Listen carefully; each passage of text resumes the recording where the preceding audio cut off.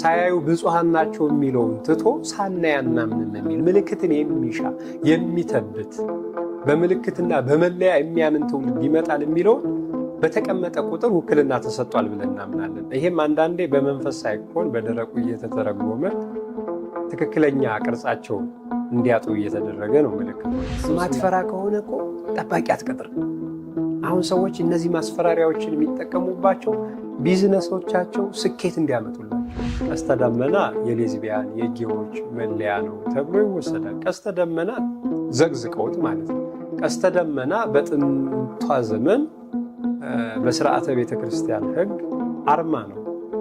የተስፋ የነፃነት የመዳኛ አርማ ነው ነበር እና እሱ መሆኑ ቀርቶ የቀስተ ደመና ቀለሞቹ ይገለበጡና የምን ሆኗል? የሶዶማውያን መገለጫ ሆኗል። ፒራሚድ ስታየው የማጭበርበሪያና የማታለያ እንዲሁም ደግሞ የሰይጣን ምልክት ተደርጓል። 3 ማዕዘን እኮ የመለኮት መለያ ነው። እንደምን አለ መምህር? እንደምን አለ ሀብዬ?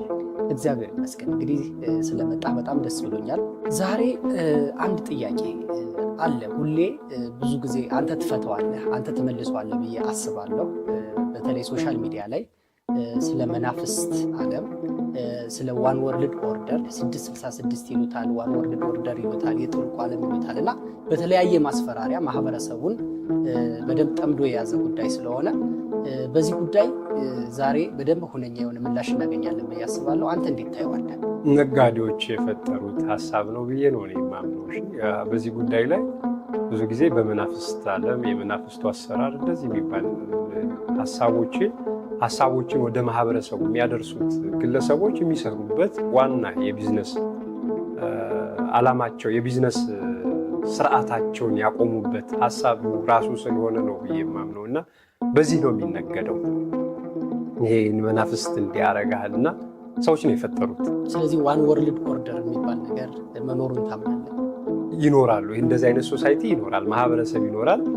ያ ማህበረሰብ እንደሚኖረው ይህንን አይነት ዜና በማሰራጨት እንዲህ አይነት ነገሮችን በመፍጠር በሰዎች ላይ የሚነግዱ ዓለምን ወደ አንድ ሀሳብ ሊያመጡ ሳይሆን ዓለምን ወደ አንድ ቅርጽ እንዲመጣ ፈልገው ሳይሆን የራሳቸውን ትርፍና ትርፍ ብቻ እያስጠበቁ ሰዎች ላይ ግን ይሄ ኢሉዥን እየፈጠሩ የሚኖሩ ሰዎች ናቸው። አሁን በተለይ ሶሻል ሚዲያ ከመጣ በኋላ አይተህ ከሆነ ዋን ወርልድ ኦርደር እውነትም እየሰራ ነው ለምታስበው ክሊክ ኦርደር ለምሳሌ ሶሻል ሚዲያዎች አሉ። የሚፈልጉትን መረጃ በአንዴ ሁሉም ላይ እንዲደርስ ያደርጋሉ። አእምሯችን በሚፈልጉት መልኩ ሸፕ ያደርጋሉ። ስለዚህ ይሄ ነገር በተግባር ኤግዚስት እያደረገ ነው ላታም? እንደዛ ብዬ አላምንም። ምክንያቱም የሰው ልጅ ትልቁ ነገሩ የሚፈራው ነገር ነው ብዬ ነው እና በምትፈራው ነገር ላይ ሲመጣብህ ሊሆንም ላይሆንም ይችላል ብለህ የምታስባቸው ነገሮች ይኖራሉ እና በዛ ነገር ስትመጣበት ትኩረትን ታገኛለህ፣ የዛን ሰው ትኩረት ታገኛለህ እና በሚዲያው ዘርፍ ያው ኢሹ የሚፈለግ አይነት ነገር ስለሆነ እንዲህ ማስፈራራቱ በራሱ መነገጃ ነው። በሌላው ደግሞ ሲስተማቲክ በሆነ መንገድ ቁጥሮችን ልክ ያልሆኑ ምልክቶችን እንግዲህ ስነ መለኮት የተማሩ ሰዎች በምልክቶች እነዚህ ምልክት የምንላቸው ጠልሰሞች በምንላቸው መለያዎች ላይ እውቀት ያላቸው ሰዎች ማብራሪያ ቢሰጡበት ፒራሚድ ተብሎ የሚታሰበው እኮ የሰይጣን ምልክት ነው እንዴ? አሁን ላይ የተለመደው እንደዛ ነው። ይሄ እኮ የመለኮት መገለጫ የሆነው የአምላክን ባህሪ የምንገልጽበት ነው እንጂ ሰይጣን በየትኛው ስልጣን ነው? ስለዚህ ከኛ የሆነን ነገር ወስደው ወደ እነሱ ስያሜ አድርገው እንደገና መልሰው አምጥተውታል እኮ። ሰይጣን በየትኛው ስልጣኑ ነው ምልክት የተደረገለት? ምልክት በዛ ዘመን ምልክትን ጌትነትን ለራሳቸው የሚፈልጉ ሰዎች ምልክትን ካላዩ የማያምኑ ይመጣሉ፣ የሚክዱ ይመጣሉ የምትለዋን ነገር ተወስዶ ምልክትን ተወስዳለ። ቁጥር ብታየው 6 የምትለው ቁጥር የምትወከልበት ሴት እመቤታችን ናት በ6 ቁጥር እንጂ ሰይጣን አልነበረም። የዘላለም ጠላት አሁን ጸራው በመጽሐፍ ቅዱስ ውስጥ ጸራው የምትል ቃል አለች እና የዘላለም ጠላታችሁ ብሎ የምትል እሷን አሁን ቁጥሯን የግዕዝ ቁጥሯን በትርጓሜ ስታመጣ 6 የምትል ቁጥር ትሰጣለች እና የዘላለም ጠላት እሱ ስለተባለ ሙሉ በሙሉ በጠላትነት የተወከለ ሰይጣን ከሆነ ይህን ቁጥር እንስጠው ማለት እኮ አይደለም። ለእሱ ምልክት ይገባዋል ወይ ነው መጀመሪያ። ዲያብሎስ ሆኖ ለምንድን ነው ምልክት የምታደርግለት? ለምንድን ነው መለያስ የምትሰጠው? አንድ በጥፋት ያየኸውን እኩያት ባህሪያት ያለውን አካል ለምንድነው ዘላለም ይዘው የምትቀጥለው? መቀጠል አለበት። የሰው ልጅ በሰው ልጅ ህይወት ውስጥ ማን ነው ስልጣን ሊኖረው የሚገባው? ራሱ የሰው ልጅ ቀጥሎም እግዚአብሔር ነው። ስለዚህ በራስህ ህይወት ውስጥ ስልጣን ያለህ ስልጣን የተሰጠህ በነፃ ፈቃድ ለራስህ እና ለፈጠረህ ለአምላክ እንጂ ምልክትን እየሰጠህ በምልክቶች ውስጥ ደግሞ ይሄ የዚህ ነው ይሄ የዚህ ነው ብትል መለኮትን የምታይበት የምትገልጥበትን ስርዓቶችን ታጣለህ። ቀስተ ደመናን ካየኸው አተነው አሁን የሰዶማውያን የግብረ ሰዶም የምን እንደዛ ሆኗል አይደል? ቀስተ ደመና የነሱ ነው እንዴ? ምልክት ለነሱ የምህረት የቃል ኪዳን መለያ የነበረው አርማ ለነሱ አሳልፈን ሰጠ። ብዙ አሉ ብዙ የሆኑ ብዙ ፓተርኖች ብዙ ቁልፎችን ምንከፍትባቸው ወደ ብርሃን መንገድ የሚመሩንን ግን የጨለማው ዓለም መለያ ናቸው ብለን ሲነጥቁን የተነጠቅናቸው ምልክቶች አሉና ይህንን ነገር የሚያራምዱ ሰዎች ስለሚነግዱበት ስለሚያተርፉበት በሰዎች ህይወት ውስጥ አትርፈውበት ስላገኙት የሰይጣን ነው ይባላል። እንዲሁ ሰይጣን ስሙ መነሳት የለበትም ብዬ ነው ማመን። እንኳን ምልክት ሊሰጠው ግን እነዚህ ደግሞ ምልክት የሰጡት ሰዎች ልክ እኛ እግዚአብሔርን ማምለክ አለብን ማመን አለብን እንዳለው ሁሉ በራሳቸው ፈቃድ ቅድም አንተ እንዳልከው ሰዎች ሙሉ የራሳቸው ፈቃድ ስላላቸው ሰይጣንም ደግሞ አምልኮ ይገባዋል እኛ እስከረዳን እስካገዘን ድረስ እሱን ማምለክ አለብን የሚሉ ሰዎች ተነስተዋል። በተለያየ ጥናቶችም ተረጋግጠዋል። የሰይጣን አምላኪ ቋሚ የሆኑ የሰይጣን አምላኪዎች እነዛ ሰዎች ደግሞ ዛሬ ላይ ዓለምን ለመቆጣጠር እየጣሩ እንደሆኑ በተለይ በሶሻል ሚዲያ እንደምታየው ብዙ ጊዜ ይነገራልና እነዚህ ሰይጣንን የሚያመልኩ ሰዎች በእውነት እግዚአብሔርን ከሚያመልኩ ሰዎች የተሻለ ፓወር አላቸው? እሱም እኮ ነው ሰይጣን ኃይል አለው ብዬ እኔ አሁን ካላመን ኃይል አላችኋል ብዬ አልቀበለው። እዚች ጋር በዛው እንድታብራራል የሚፈልገው ብዙ ሰዎች ለምሳሌ አሜሪካ ወደ ስልጣን ሲመጣ አንድ ሰው ወይ ደግሞ ወደ ሀብት ማማ ሲመጣ ወይ ደግሞ ወደ ዝና ሲመጣ የምንጠቀመው ነገር ይሄ 666 የጥልቁ መናፍስት አባል ስለሆነ ነው ወደዚህ የመጣው። አባል ካልሆነ ወደዚህ አይመጣም የሚባሉ ነገሮች አሉ። ስለዚህ የመነገጃ ሲስተማቸው ነው ያልኩህ። የመነገጃ ሲስተማቸው ነው ማለት ለማትረፍ የዘረጉ ስርዓት አለ። በዛ ስርዓት ውስጥ ደግሞ እንትኖች አሏቸው፣ መስመሮች አሏቸው፣ የሚጓዙባቸው መስመሮች። ምክንያቱን ይሰጡሃል። ሰው እኮ ለማምለክ ከሆነ እግዚአብሔርን ሳያመልክ እንዴት ሰይጣንን ያመልካል? ራሱ ነው ሰው ሰይጣን የሆነው፣ ራሱ ነው ጌትነትን የፈለገው እና ጌታ የሚሆንበትን ራሱን የሚያስከብርበትን ስልት ነው የሚነድፈው። በዛ መንገድ ውስጥ ሰዎች ተስበው እንዲገቡ ደግሞ ህጎች ያስቀምጣሉ። ማንሳት ትችላለህ እኮ አሁን ይሄ ትልቁ የ666 መሪ የምትለው የነበረው ማን ነው የሚባለው? ይሄ አቀንቃኝ የነበረ አሜሪካዊ ሰሞኑን የታሰረ አለ ጥቁር አፍዳዲ። አሁን እሱ ነው ሌሎቹን ሲመራቸው የነበረ ኮንትሮል ያደረግበት የነበረውን መንገድ ካየኸው የተለያዩ ማጭበርበሪያ ማታለያዎች ናቸው። ሰይጣን የለም በሱ ህይወት ውስጥ። ሰይጣኑ ራሱ ነው አላስፈላጊ ግብሮችን አላስፈላጊ ድርጊቶችን ያደርግ የነበረ በሰዎች ላይ እሱ ነው። ማስፈራሪያ እዛቸው ይህንን ሀሳብ እንደወረደ ወደኛ ሀገር ስታመጣው በየሚዲያው ለ666 አባል ብትሆኑ ሀብታም ትሆናላችሁ የሚሉ ሰዎች የሚሰሯት ስራ ውል ለመዋዋል ሰይጣን ይሄን ይፈልጋል፣ ጥቁር ነገር ይሄን አድርጋችሁ እርቃናችሁን ምናምን ብለው ቪዲዮ ነው እኮ የሚይዙብህ። ከዛ ካስገቡህ በኋላ ከተቆጣጠሩህ በኋላ የያዙብህ መረጃ ስላለ ከአንተ ምንድን ነው የሚወስዱት? የድካምን ገንዘብ ነው የሚወስዱብህ።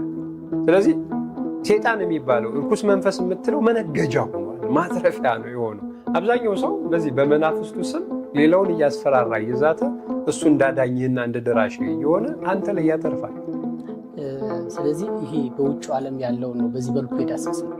እኛ ሀገር ላይ ደግሞ መናፍስት ጠሪ የሚባሉ እነሱንስ እንዴት እናያቸዋለን? በትክክል መናፍስት ጠርተው ይጠራሉ እነዚህ ሰዎች? አዎ አሁን እዚህ ላይ አዎ ምልህ ምንድነው ድምድም ያለ አሁን ስለ ሰይጣን ሲወራ ነው እንጂ መናፍስትና የለም ማለት አይደለም። መናፍስት ይኖራል። መናፍስት የሙት መንፈስ ሊኖር ይችላል። እዚህ የአጋንንት ወላጅ የምንላቸው ጅኒዎች አሉ እኮ ከሰው ልጅ አፈጣጠር ውጭ የሆኑ ፍጡራን አሉና እኛ ልጅ ጋር ያላቸው ግንኙነት ምንድን ነው?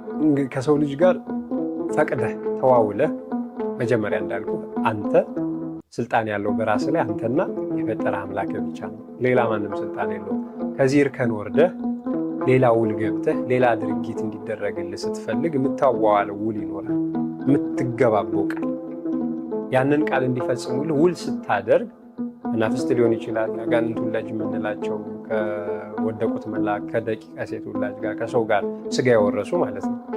የእነሱን ሊሆን ይችላል። ከእነሱ ጋር ስትዋል የሚያስገቡ ውል ይኖራል። አሁን እነሱ ጋር ስትዋል የምትሰወው መስዋዕት ይኖራል።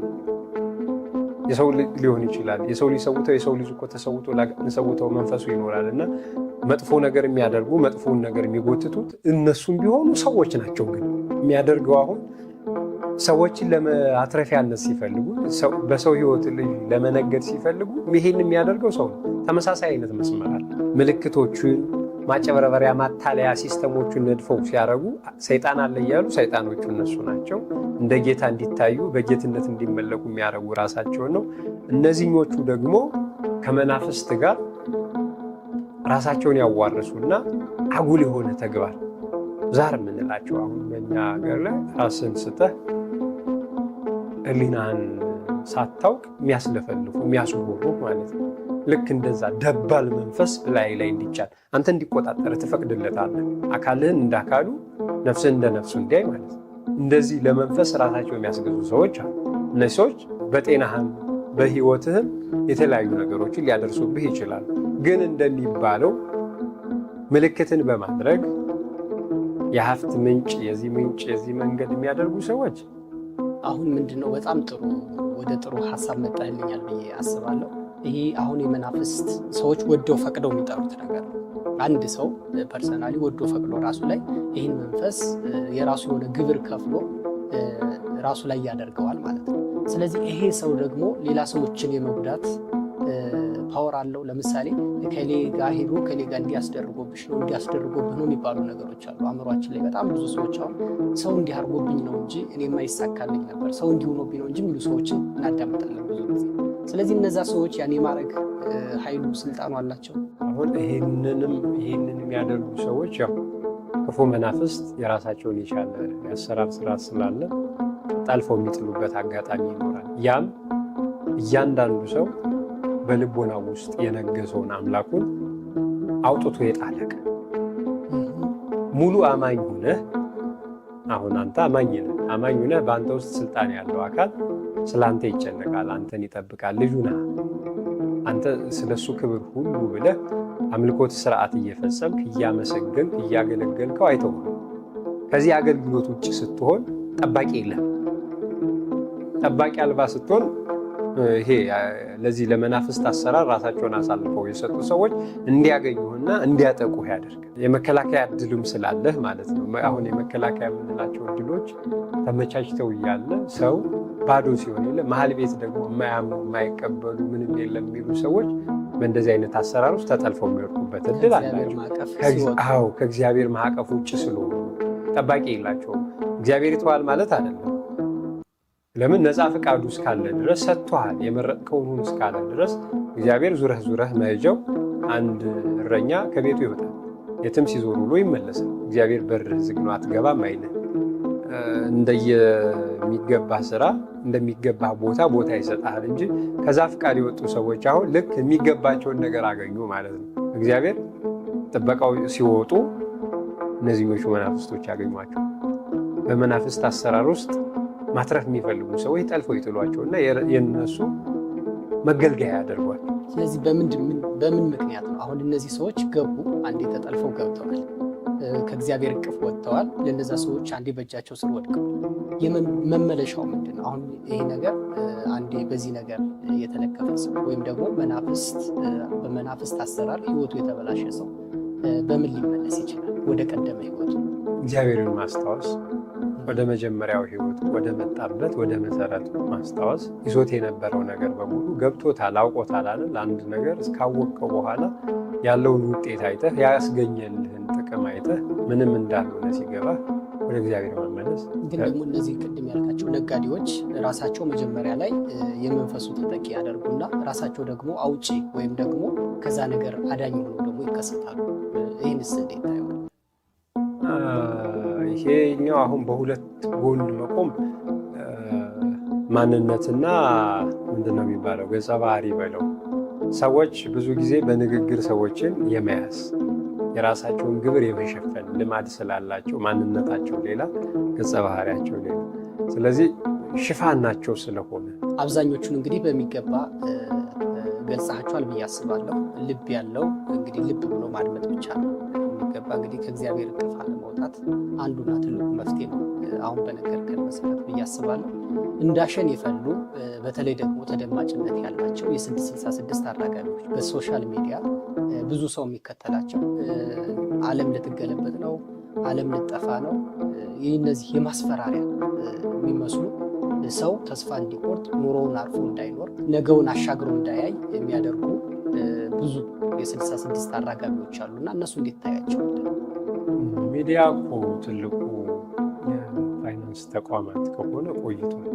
ማንኛውም ሰው በቀላሉ ገንዘብ ማግኘት ቢችለው አሁን ላይ ትልቁ እድልና አማራጭ ሚዲያ ነው ማለት ትችላለህ። ስለዚህ ሚዲያ ላይ ማህበረሰቡ ምን አይነት ወሬ ይፈልጋል? ማስፈራሪያ የሚመስሉ ዛቻ የሚመስሉ ነገሮች ሁሉም ሰው መስማት ስለሚፈልግ፣ እኛ ደግሞ የሰው ልጅ ደግሞ በባህሪው ምንድነው ኔጌቲቭ የሆነ ነገር ኔጌቲቭ ኢነርጂ የያዙ ነገሮችን የማዳመጥ ልማድ አለንና ሚዲያ ላይ ይህን ጉዳይ ላይ የሚያወሩ ሰዎች ነጋዴዎች ናቸው። ሴጣን እንዲያረጋሃል፣ እንደዚህ ሊሆን ይችላል፣ እንደዚህ አይነት መናፈስ የሌለ ነገር የእነሱን ህይወት ዞር ብለህ ብትዳስሰው ከእግዚአብሔር ጋር አለ አማኝም አለ እምነት አልባዎች ናቸው። 666 እንዲህ ሊያረጋችሁ ነው ብሎ የሚያወራ አንድ ግለሰብን ህይወት ዞር ብለህ ብታየው ቃሉን በመናገሩ ስለሚያተርፍ አዘውትሮ ይለዋል። ያ ሰው ስለ እግዚአብሔር መንግስት ስለ እግዚአብሔር አንድም ቀን ሲሰብክና ሲያስተምር አሰማው አታየው። ለምን? እግዚአብሔርን መንግስት የሚሰብኩ ቃለ እግዚአብሔርን ጠንቅቀው ያወቁ ሐዋርያት ስላሉ፣ ስብከተ ወንጌሎች ስላሉ፣ ከሱ የተሻሉ መናገር ስለሚችሉ በንግዱ ውስጥ አትራፊ ስለማይሆን ይሄኛውን ነገር ቢናገር ግን ሰዎች ስለሚሰሙት ምርጫ አድርገውታል። ሚዲያው ላይ ያሉ ሰዎች ዋና ስራቸው ይሄ ስለ ሰይጣን አዘውትሮ ማውራት፣ ሰይጣንን ፕሮሞት ማድረግ እሱ እኮ ነው። ስለ እሱም ፕሮሞት እያደረጉ አቅጣጫ ሁሉ ይጠቁማል። ከሌ እንደዚህ ነው፣ ከሌ የሚባል ሰው የ666 አማኝ ነው። ሰውየውን ነው የሚጠቁምህ። ሰውየውን በመጠቆም ለሰውየው ምን እየሰራለት፣ አንድ ማስታወቂያ በለው፣ ሁለት ደግሞ ይሄንን ነገር በመናገሩ በሚዲያው ዘርፍ ግለሰቡ እያተረፈ ነው ያለው። ሰው ያንን ነገር መስማት ይፈልጋል። መስማት የሚፈልገው ደግሞ ካለብን ይሄ የኑሮ ውጣ ውረድ ውስጥ ካለበት ማነቆ ማምለጫ መንገድ ያገኘ ይመስለዋል። ይሄ በአቋራጭ የሚገኝ ግን ይሄ ራሱ መጤን አለበት። 666 የምንላቸው እነማን? በተለይ ደግሞ አሁን አንድ ሰው ሲያልፍለት ሊሆን ይችላል፣ ወይ ደግሞ ዝነኛ ሲሆን ሊሆን ይችላል፣ ወይ ባለስልጣን ሲሆን ሊሆን ይችላል። ቶሎ ብሎ እንችን ስም ወስዶ የማስጠጋት እኔ የምልህ እሱ 666 የምንላቸው እነማን ነው? አሁን ብዙ ጊዜ 66 የሚለው ቁጥርስ ውክልና የሚሰጠው ለማን? አሁን እየተዘወተሩ ያሉ ምልክቶች አሉ። ቀስተ ደመና ሲነሳ ቀስተ ደመና የሌዝቢያን የጌዎች መለያ ነው ተብሎ ይወሰዳል። ቀስተ ደመና ዘቅዝቀውት ማለት ነው። ቀስተ ደመና በጥንቷ ዘመን በስርዓተ ቤተ ክርስቲያን ሕግ አርማ ነው። የተስፋ የነፃነት የመዳኛ አርማ ነበረ እና እሱ መሆኑ ቀርቶ የቀስተ ደመና ቀለሞቹ ይገለበጡና የምን ሆኗል? የሶዶማውያን መገለጫ ሆኗል። ፒራሚድ ስታየው የማጭበርበሪያና የማታለያ እንዲሁም ደግሞ የሰይጣን ምልክት ተደርጓል። 3 ማዕዘን እኮ የመለኮት መለያ ነው። ክብነትን ስትወስደው ክብነትን ስትወስደው ፍጡራንን የሚወክል ምልክት ነው እና ያንተን የሆነውን ምልክት ሌላ ቅርጽ እንዲይዝ ይደረግና ሌላ ተልእኮ እንዳለው ተደርጎ እንዲወሰድና እንዲሁም ከመለኮት እየለዩህ የመንፈስ ቅዱስ የምትላቸው ምልክቶች በሙሉ ለሰይጣን በመስጠት ሰይጣን ዙፋን እንዳለው ሰይጣን ክብር እንዳለው ለማሳየት መጣር ነው ብዬማ 6 የሚለው ቁጥር እንግዲህ ውክልና ከተሰጠው ለመቤታችን ነው የሚሰጠው ይሄ ቁጥር። በዛ ዘመን የሚመጡ ሰዎች ምልክትን ለራሳቸው ያደርጋሉ። የዘላለም ጠላት ዲያብሎስ የሚል ጸራው የሚል ቃል አለና ጸረው የሚለው ቃል በሙራድ በቀመረ ፊደል ስታሰለው ጸረው የምትለው 666 የሚል ቁጥር ይይዛል እና 66 እያለ ነው የሚቀጥለው እና ይህን ቁጥር የዘላለም ጠላት ዲያብሎስ ስለተባለ ብቻ ለዲያብሎስ ተሰጠ። የዲያብሎስ መለያ ነው። ምልክትን ይሻሉ የተባለው ሳናይ አናምንም የሚል ሳያዩ ብፁዓን ናቸው የሚለውን ትቶ ሳናይ አናምንም የሚል ምልክትን የሚሻ የሚተብት በምልክትና በመለያ የሚያምን ትውልድ ይመጣል የሚለውን በተቀመጠ ቁጥር ውክልና ተሰጥቷል ብለን እናምናለን። ይሄም አንዳንዴ በመንፈስ ሳይሆን በደረቁ እየተተረጎመ ትክክለኛ ቅርጻቸውን እንዲያጡ እየተደረገ ነው። ምልክቶች በድግግሞሽ አሁን ደጋግመው በመናገር በደንብ ኢንጀክት እያደረጉ ነው ብዬ አስባለሁ። 666 ይሉናል፣ ይሄ መናፍስት ይሉናል። እንደዚህ ብዙ ነገሮችን በሶሻል ሚዲያዎች እየተዘዋወሩ እናያለን። ማትፈራ ከሆነ እኮ ጠባቂ አትቀጥርም። አሁን ሰዎች እነዚህ ማስፈራሪያዎችን የሚጠቀሙባቸው ቢዝነሶቻቸው ስኬት እንዲያመጡላቸው። ይህንን ነገር የፈጠረው የሰው ልጅ ነው። ጨለምተኝነትን በሙሉ ፈጥረ ነው ሰይጣንን እንዲያነገስ ነውና ምልክት የሰጠ ነው፣ ቁጥርም የሰጠ ነው። እኛ የሰው ልጆች ነን እንጂ በራሱ ክብር የሚገለጥበት አንድም ስጦታ የለውም። አንድም ለሱ የተሰጠው ቁጥር የለውም። አንድም ለሱ የተሰጠው ምልክት የለውም። ምልክትና ቁጥር አለው ማለት ዙፋን አለው ማለት ነው። ራሱን የቻለ ዙፋን አለው። በፍቃድ የተሰጠው ዙፋን አለው ማለት ነው። የሳተን የከዳን ከዙፋን የወጣን በጥፋቱም የተቀጣን አካል እኮ ስልጣኑን እየሰጠህ መጎተት ማለት ምን ማለት ነው? በተለይ ደግሞ አሁን ላይ በተለይ በሀገራችን ካለን ችግር ካለብን የኑሮ ውጣ ውረድ የተነሳ በአቋራጭ መክበር ሰው ስለሚፈልግ እነሱ ደግሞ ያችን ደካማ ጎን ይዘው መጥተዋል ብዬ አስባለሁ። እሱ ያስማማናል። ምንድነው ሁሉም በአጭር ጊዜ ሀብታም መሆን ይፈልጋሉ። ማስታወቂያው ሲጀምር ራሱ አይተው ከሆነ በአጭር ጊዜ ሀብታም መሆን ይፈልጋሉ። ወዲያውስ የ666 አባል ይሆኑ። ስለዚህ ሰው አቋራጭ እድገት ፈላጊ ስለነበር በላ ስለተበለው ነው እና ነገሩ። ይህንን ሳይመረምሩ ግን ዘው ብለው ሲገቡ የሚዋዋሉበት መንገድ ከማህበረሰቡ ጋር የማይቀላቅል ስለሆነ የሚያስፈጽሟቸው ነገር በሙሉ ብትመረምራቸው። አሁን እርግጥ እየሰሩት ያለው ስራ መናፍስትን የሚቃወም እንደነዚህ አይነት ዓላማ የሚያራምዱ ሰዎችን የሚቃወም ስራ ስለሆነ ምንድን ነው እየተሰራ ያለው ነገር ብሎ ለመመርመር ሞክሬያለሁ። አሁን የምነግርህን ነገሮች ይሄ በቡድኑ ነው። ሰዎች ገንዘብ ለማግኛና ገንዘብ ለማግኛ የፈጠሩት ስትራቴጂ ነው። ያንም ሰውን ባስገዳጅ በሆነ መልኩ ነገ ወደ ማህበረሰቡ የማይቀላቀልበትን አስጠያፊ ነውረኛ ስራ ያሰሯቸውና በምስል መቅረጫዎች ይዟቸው ከዛ ያ ሰው ከእጃቸው አይወጣም። እንዲያውም እሱ የተደረገበትን ነገር በሙሉ ሌሎች ላይ እያደረገ እንዲኖር ያደርጋል። ይሄን ምን ያደርገዋል? ቸን እየፈጠረ ሄደ። መስመር እየፈጠረ ስለሄደ አሁን ሰው ውሸት ሲደጋገም መሆኑ ስለሆነ እሁን አድርጎ ተቀብሎታል። ግን ደግሞ በእርግጥ ይሄ የተረጋገጠ የተለወጡ እነሱ በሚሉት መልኩ የተለወጡ ሰዎች አንድ አምጡ ቢባሉ ግን አንድም ሰው አይኖርም። መጣልህ እኮ ይኸው የመጣውን ሰውዬ እኮ ሲጋለጥ ሲሰራቸው የነበረው ሁሉ ሰይጣን ከጀርባዋል ስትለው የነበረው የሰይጣን ምክትል ነው ስትለው የነበረው ግለሰብ እኮ ይኸው ተጋለጠና ብቻውን ቀረ። ሲሰራቸው የነበረው ሰው ግፍ ነው፣ በደል ነው። ለምን ሰይጣን ሽፋን አልሰጠውም ነበር? ስለዚህ እነዚህ ነገሮች ሁሉ ማጭበርበሪያ ማታለል ናቸው ካለ በዛ ከወሰድናቸው ለመውጣትስ እነዚህን ሰዎች ለመቆጣጠር ወይም ደግሞ በእነዚህ ሰዎች ላለመጭበርበር ሰው ምን ያደርግ? ያው መንቃት ነው ያለበት ሰው። አሁን ሰው የሚያየውን ነገር አብዛኛው ቦታ ላይ የምታያቸው ነገሮች ይሄ ባዕድ ኢነርጂዎችን በሙሉ የሚያስገቡ ግለሰቦች እነሱ ምንድን ነው የያዙት? አሁን ከሰይጣን ጠብቀሃለሁ ከመናፍስት ጠብቀሃለሁ የሚለው ግለሰብ ከአንደበቱ የሚወጣውን ነገር መዝን ህዝብን ከህዝብ የሚለያይ በእግዚአብሔር ውስጥ ያለህን አመኔታ እንድታጣ እግዚአብሔር እየጠበቀህ እንዳልሆነ እግዚአብሔር ከአንተ እንደተወ ሁሉ እኮ የሚያደርጉ ነገሮች ይነግሯል። እንዲህ ተሰርቶብህ እንዲህ ተደርጎብህ ነውር እኮ ነው አይባልም። አንድ አማኝ የሚያምነው የዘላለም አስራቱን አሳልፎ ነፍሱን የሚሰጥለት አምላክ ይጠብቀኛል፣ አለኝ፣ ጠባቂ ነው፣ አይተወኝም ብሎ እስካመነ ድረስ ነው አይደል? ከመስመር የወጡትን ከመስመር ሲወጡ እንደዚህ አይነት ነገር ያጋጥማል። ከመስመር ለወጡት ከእግዚአብሔር እቅፍ ውጭ ለሆኑ እግዚአብሔር ሁሉንም ይተዋል ማለት አለ። ከእቅፍ ወጥተዋል ማለት ወደ መሰረታቸው እስከሚመለሱ ነፃ ፈቃድ እስከሰጣቸው ድረስ ያ ፈቃዳቸው አእምሯቸው፣ ልቦናቸው መልሶ እስኪመለሱ ድረስ የሚደርስባቸው ምን አለ? መሰናክሎች አሉ። እነዚህ ዛር ወላጅ ክፉ መናፍስት የምንላቸው ከራሳችን ስጋ ነስተው ግማሽ የርኩስ መናፍስት ወላጅ ግማሽ የሰው ወላጅ የሆኑት አሁንም ያሉ። በእነዚህ መናፍስት ጥቃት እንዳይደርስበት ሰው ምንድነው ራሱን ሙሉ በሙሉ ራሱን ለፈጣሪው ማስገዛት።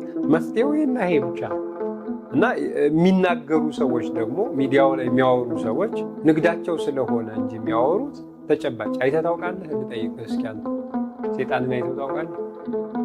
አይደለም እኔ ሌላ ሰውም አይቶ ይሆናል የሚል ግምት የለኝም። ያንተ መኖር የፈጠረህን ማረጋገጫ፣ ስልጣን ባንተና ባንተ ውስጥ እግዚአብሔር እናንተ ነህ ስልጣን ያለ ማለት ይሄ። ስለዚህ ሌላውን አካል ወደ አንተ የምታስገባው ፍቃድ ሲኖርህ ከሆነ ለምንድን ነው ስልጣን ሰጥተህ የምታስገባው?